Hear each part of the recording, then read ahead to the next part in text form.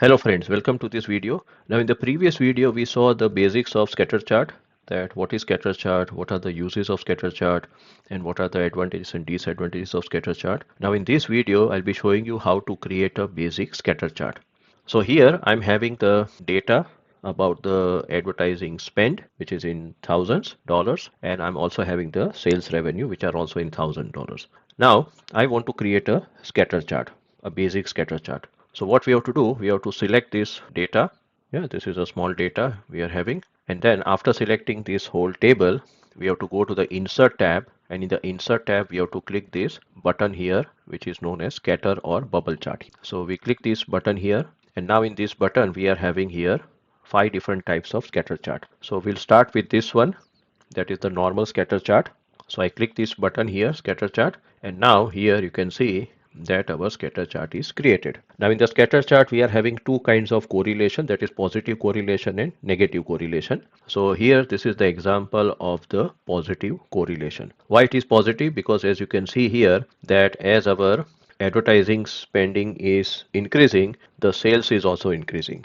Yeah, on the x-axis we have taken the advertising spend, and on the y-axis we have taken here the sales revenue. So here we can see that we are having here this positive correlation. Now let us click on this plus sign here, and if you want we can go for the axis titles. We can also go for data labels, error bars, legend. I can also create a trend line.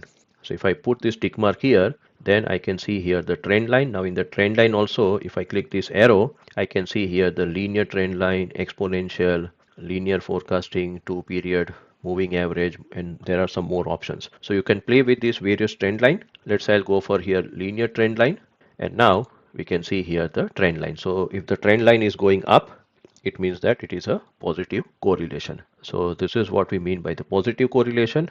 Now let us see another example of the negative correlation. So here we are talking about the data about the distance from city versus the property price. As you know that if you are living away from the city, then the property prices will be low. If you are trying to buy the property within the city, then definitely the prices will be very high. So here we are having the distance in kilometers from the city center, and here we are having the property prices which are in $1,000. Let me select this small table. I go to the insert tab. In the insert tab I click this same button, scatter chart or bubble chart, and now let me select this first option, that is the normal scatter chart, and now you can see that our scatter chart is ready. So here let us go for a trend line. So I click this plus sign here, I go to the trend line, and in the trend line I will go with the default one, linear trend line. So here you can see that the trend line is going down. On the x-axis we are having the distance from the city center, and on the y-axis we are having here the property price. So as we can see that if we are moving away from the